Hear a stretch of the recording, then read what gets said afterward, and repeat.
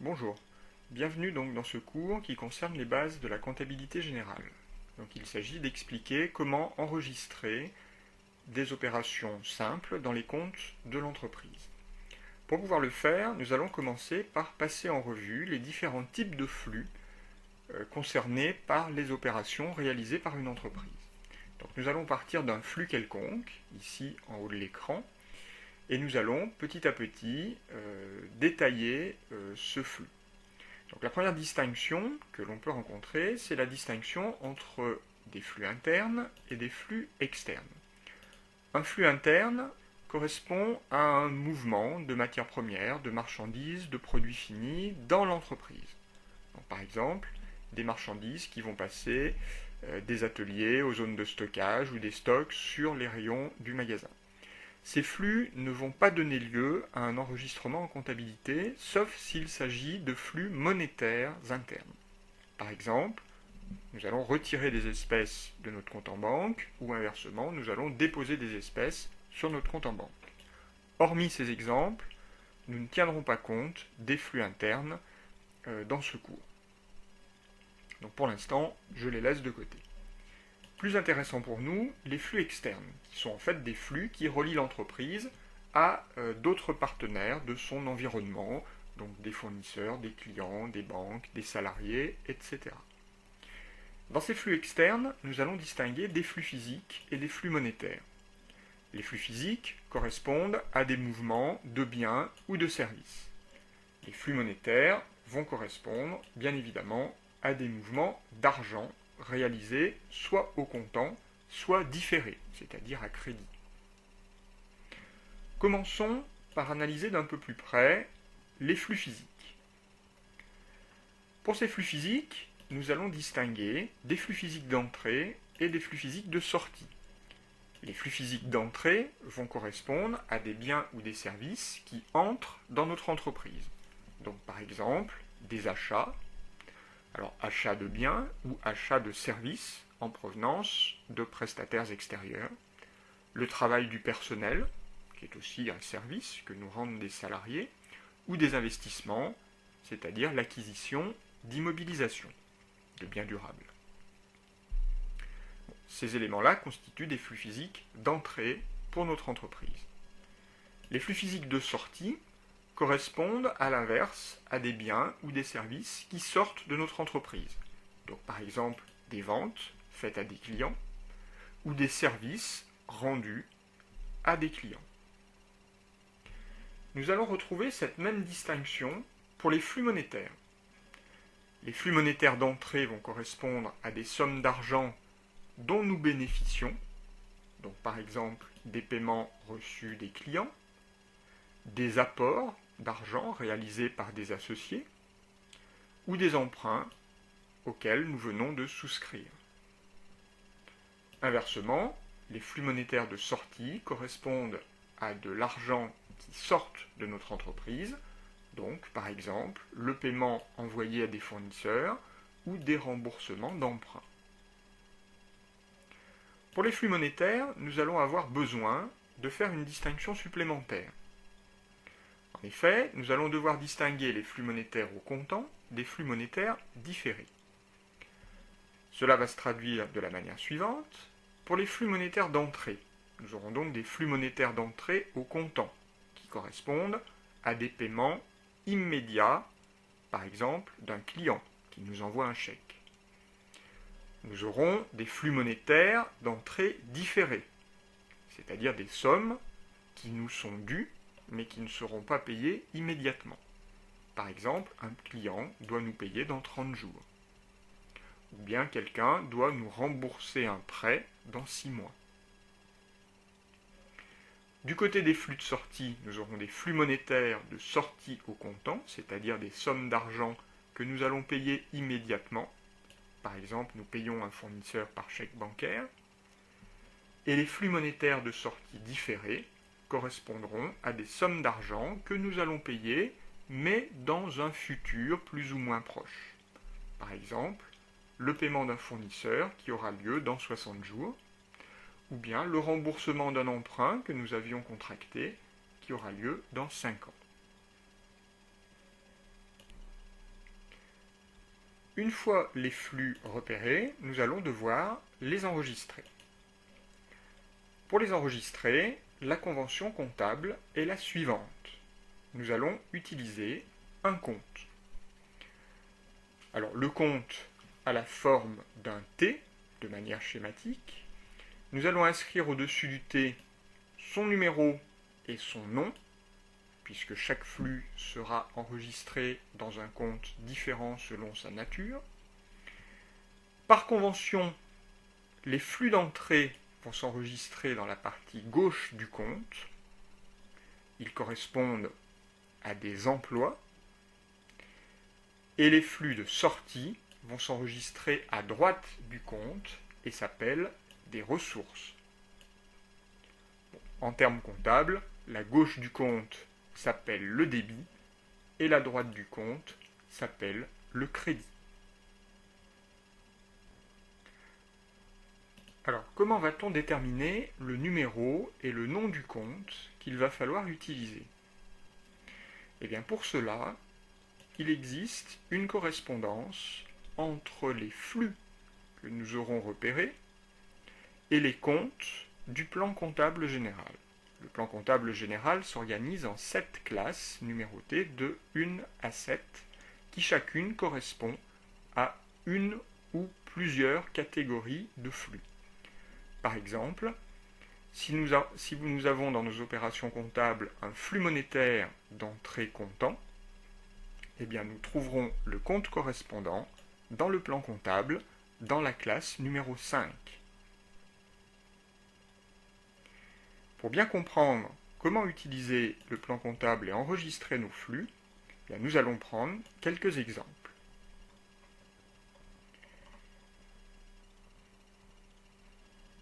Nous allons supposer qu'au cours du mois de septembre, mois de sa création, l'entreprise Verbotin a réalisé quelques opérations.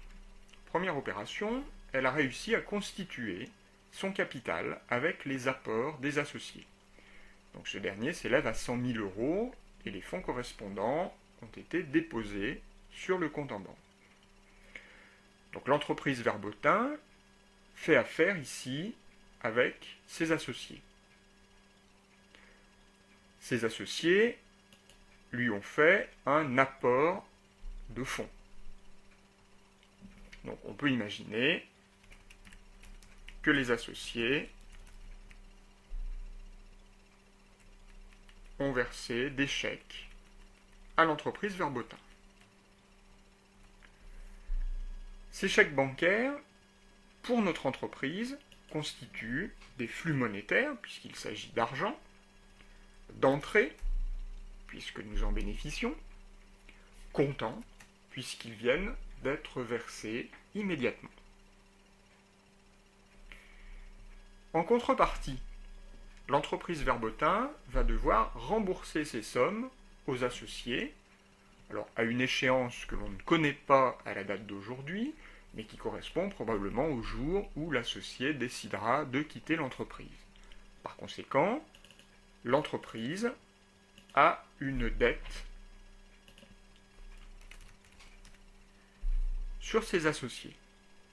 Cette dette constitue un flux monétaire de sortie différée, puisque nous allons devoir rendre l'argent à l'associé à une date qui n'est pas précisément connue, et plus précisément, c'est un flux différé à long terme, puisque l'associé quittera probablement l'entreprise d'ici quelques mois, voire quelques années. Dans les deux cas, il s'agit d'un flux d'une valeur de 100 000 €. Donc je vais le noter pour que mon schéma soit tout à fait complet. Donc je me retrouve avec deux flux. Ces deux flux, en comptabilité, vont se traduire par l'utilisation de deux comptes. Mon flux d'entrée, que j'ai noté ici E comme emploi, est un flux monétaire d'entrée comptant. D'après ma typologie, les flux monétaires d'entrée comptant s'enregistrent dans des comptes de classe 5. Donc je vais chercher dans mon plan comptable quel est le compte de classe 5 qui pourrait enregistrer un chèque bancaire.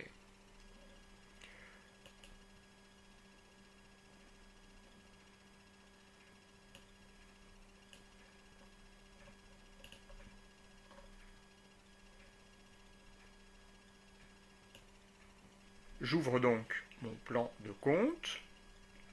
Alors j'ai ici simplement quelques comptes, disons, courants, hein, mais la totalité des comptes du plan comptable se trouve dans le plan de compte. Donc dans les comptes de classe 5, j'ai notamment un compte 512 banques qui semble adapté pour enregistrer un chèque bancaire. Par conséquent, je vais reporter ce numéro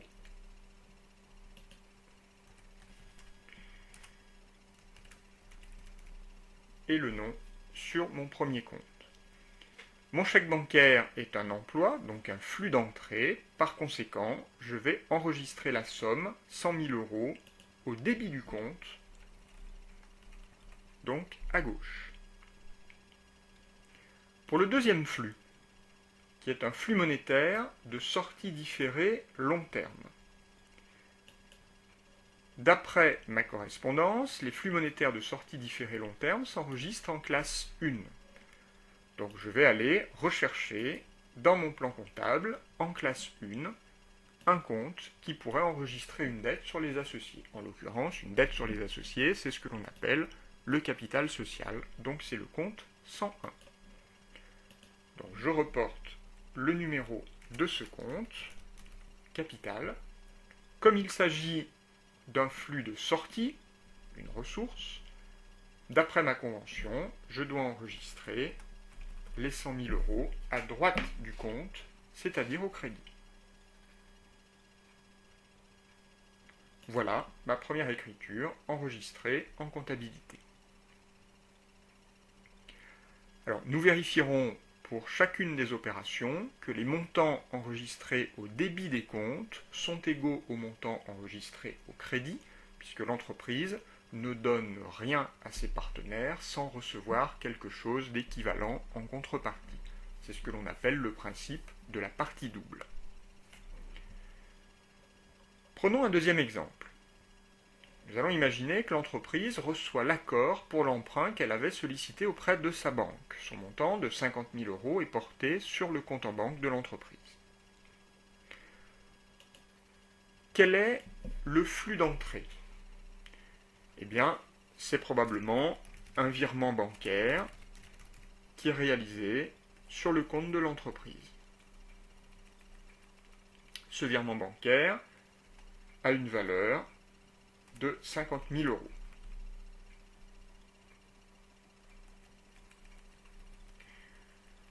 À quel type de flux correspond-il? Eh bien, pour notre entreprise, il s'agit d'un flux monétaire d'entrée, puisque nous recevons l'argent, comptant, puisque nous le recevons le jour même.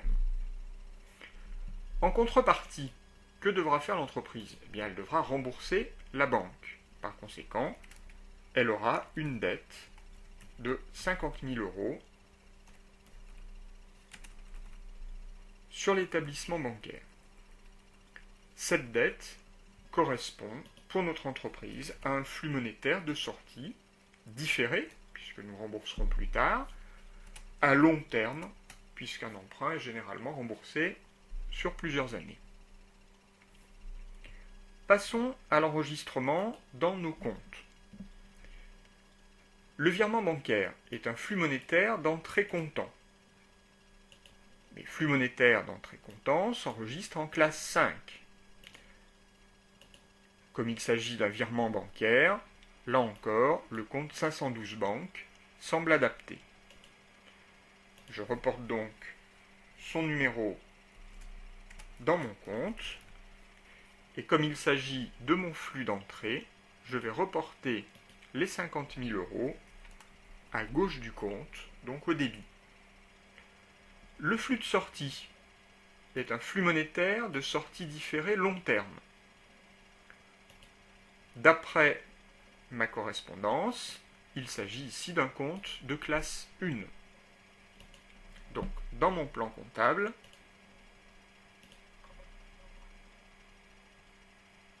je vais utiliser le compte 16, emprunt, qui semble adapté.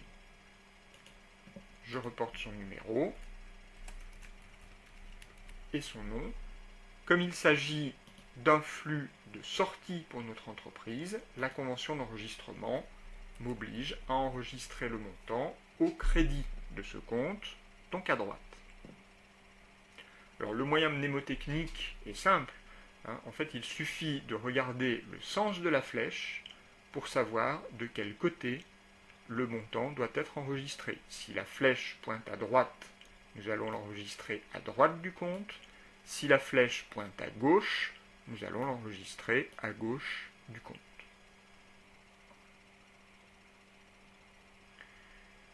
Prenons un troisième exemple. Nous allons imaginer que notre entreprise fait l'acquisition de véhicules pour ses livraisons. 75 000 €, elle en paye 20% au comptant et le reste à crédit. Nous allons imaginer que le paiement au comptant se fait par chèque bancaire, ce qui est le plus probable. Le partenaire avec lequel notre entreprise fait affaire est un fournisseur d'immobilisation. Une immobilisation est tout simplement un bien durable dont l'entreprise est propriétaire ou va devenir ici propriétaire. Donc, de ce fournisseur à notre entreprise, eh bien, nous avons des véhicules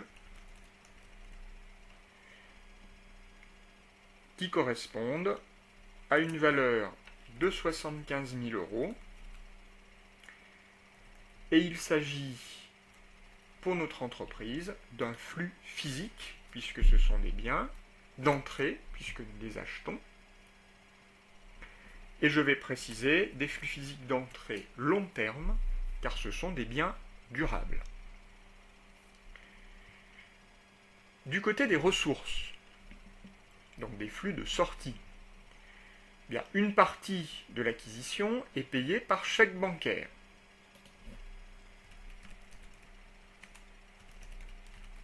Elle correspond à 20% du total, donc 20% de 75 000, cela me fait 15 000.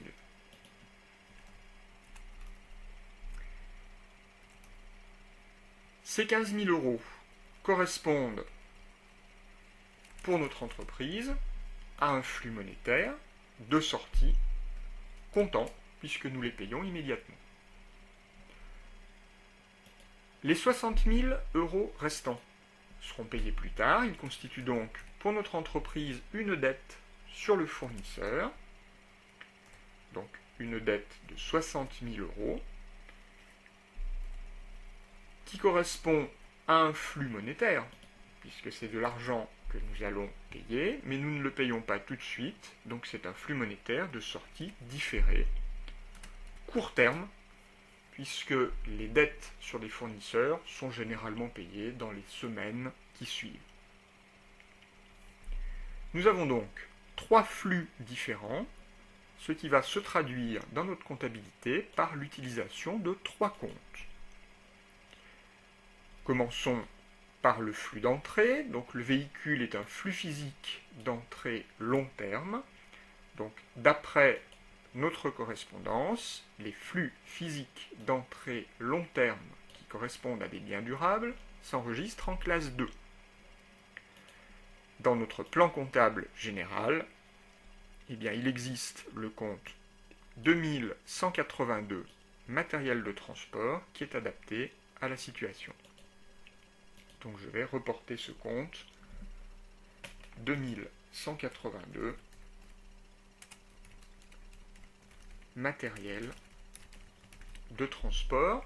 Comme il s'agit d'un flux d'entrée, je vais reporter la somme au débit du compte, donc à gauche.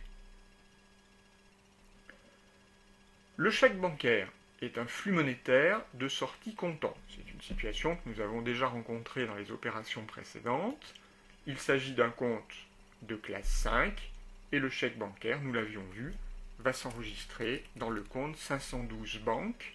Puisqu'il s'agit d'un flux de sortie, il s'enregistrera au crédit du compte.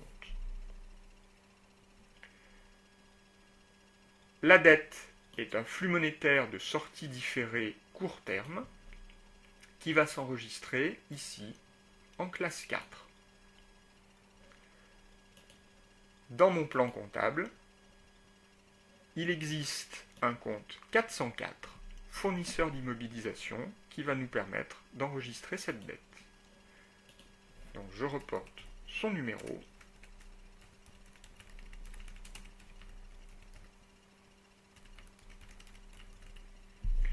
Et comme il s'agit d'un flux de sortie, je vais enregistrer l'opération au crédit du compte. Je respecte bien le principe de la partie double, puisque j'ai enregistré 75 000 au débit d'un compte et 75 000 au crédit des deux autres comptes. Donc l'équilibre est bien respecté. Opération suivante. Donc elle achète à crédit pour 15 000 € de marchandises. Donc l'entreprise fait affaire avec un fournisseur. En emploi, donc en flux d'entrée, il s'agit pour notre entreprise d'un achat de marchandises. Donc pour 15 000 €. Donc cet achat de marchandises constitue pour nous un flux physique d'entrée court terme, puisque les marchandises, par définition, sont des biens qu'achète l'entreprise pour les revendre en l'état. Donc elle ne les conservera pas durablement. L'achat est fait à crédit, par conséquent, en ressources, notre entreprise a une dette sur son fournisseur pour une valeur de 15 000 €.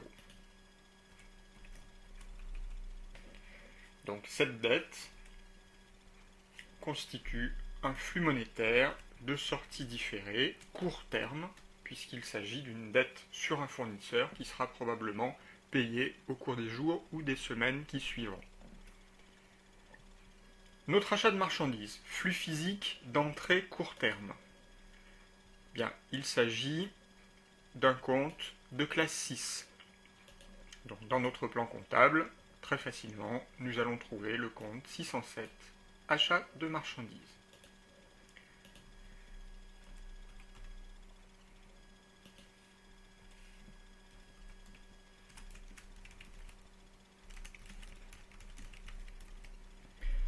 Il s'agit pour nous d'un emploi, donc un flux d'entrée. Par conséquent, je note le chiffre côté débit. La dette, flux monétaire de sortie différée court terme. Il s'agit d'un compte de classe 4. Dans mon plan comptable, je vais trouver le compte 401, fournisseur.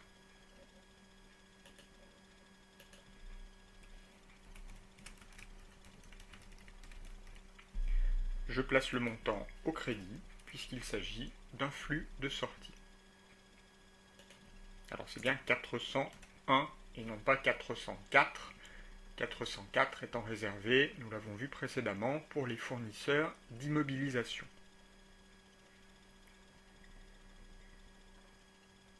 Opération suivante. Notre entreprise retire 5 000 € à la banque pour alimenter la caisse.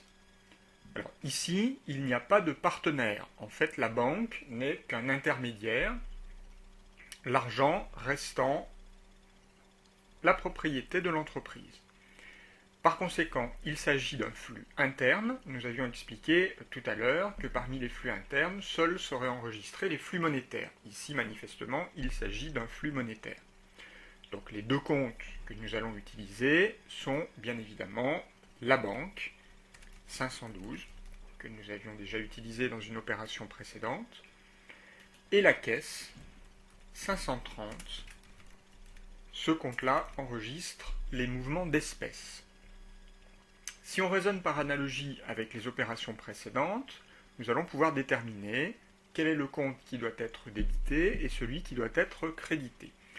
En l'occurrence, nous retirons l'argent de la banque. Donc il s'agit d'un flux de sortie à la banque.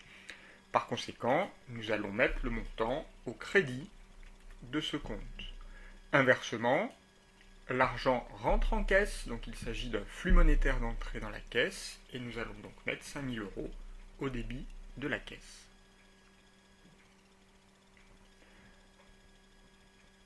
Opération suivante, notre entreprise perçoit un chèque bancaire de 4 000 € au titre d'un loyer pour un immeuble dont elle est propriétaire.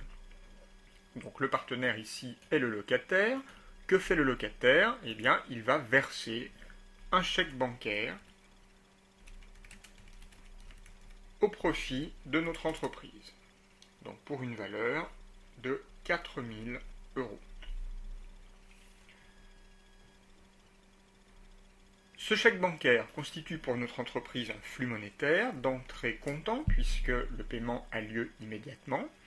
Et en contrepartie, donc notre entreprise va fournir un service au locataire. En l'occurrence, il s'agit de la possibilité d'occuper donc un immeuble dont elle est propriétaire. Donc ce service pour notre entreprise est un flux physique de sortie.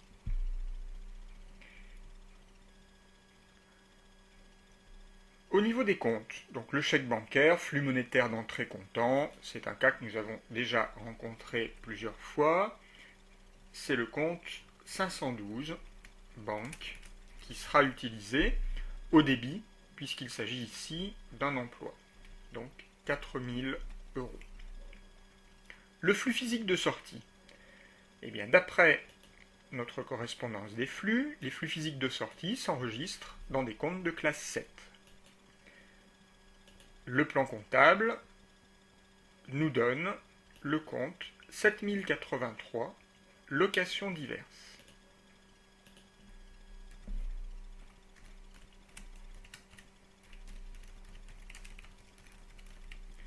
Donc nous allons créditer ce compte puisqu'il s'agit du flux de sortie.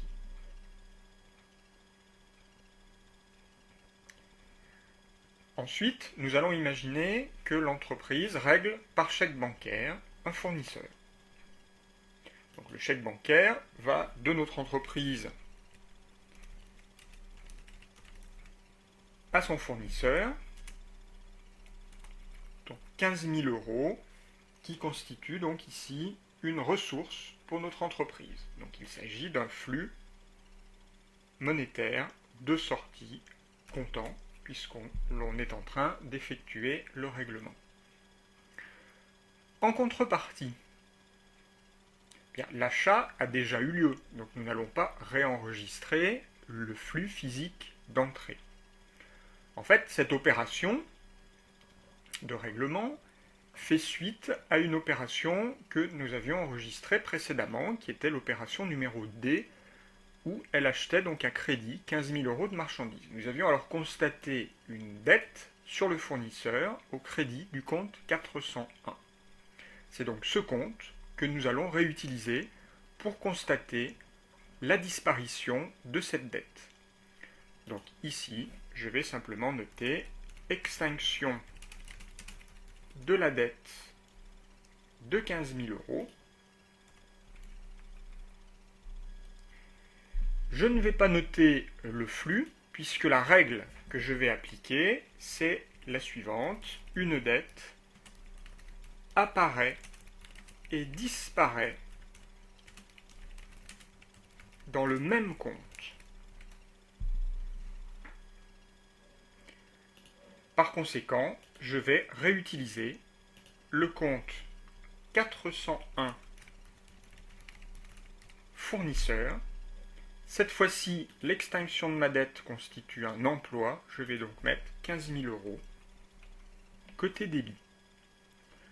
Pour l'autre flux, je raisonne comme je l'ai toujours fait. Flux monétaire de sortie comptant, il s'agit d'un compte de classe 5. Nous savons désormais qu'il s'agit du compte 512 banque.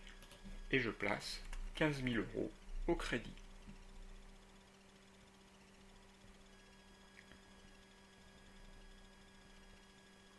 Opération suivante, nous réglons en espèces des annonces publicitaires. En ressources, eh bien, nous avons des espèces qui circulent de notre entreprise jusqu'à son fournisseur. Le fournisseur étant en l'occurrence un prestataire de service. Donc il s'agit d'un flux monétaire de sortie comptant et en contrepartie, notre entreprise bénéficie d'un service. Il s'agit ici de publicité, donc pour une valeur de 800 €. Donc cette publicité qui est un service est donc un flux physique d'entrée, et comme tous les services, nous allons considérer qu'il s'agit d'un flux physique d'entrée court terme. Au niveau des comptes, mon flux monétaire de sortie comptant s'enregistre bien évidemment dans un compte de classe 5. En l'occurrence, c'est un compte que nous avions utilisé tout à l'heure, qui est le compte 530 caisse.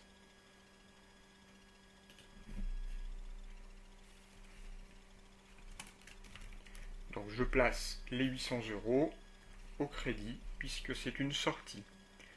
Le service flux physique d'entrée court terme va s'enregistrer dans un compte de classe 6. D'après mon plan comptable, je peux utiliser le compte 623 publicité.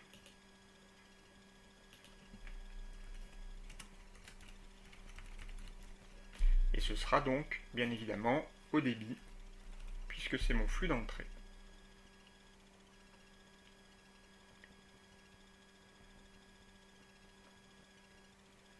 Opération suivante, nous vendons des marchandises à crédit, 25 000 €. Les marchandises vont de notre entreprise à son client.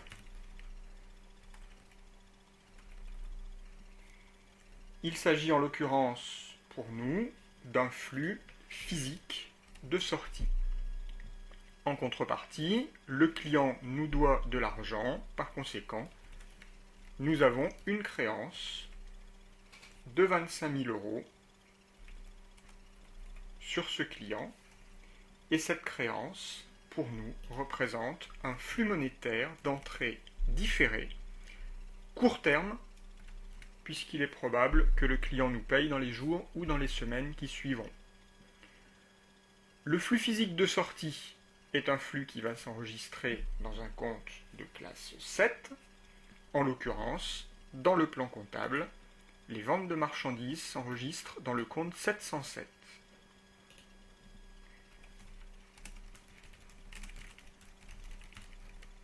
Et je vais placer 25 000 € côté crédit, donc en sortie. La créance, flux monétaire d'entrée différée court terme. D'après ma correspondance, elle va s'enregistrer dans un compte de classe 4. Il s'agit d'une créance sur un client. Je vais donc utiliser le compte 411 client. Et je vais débiter ce compte de 25 000 € pour constater mon flux d'entrée.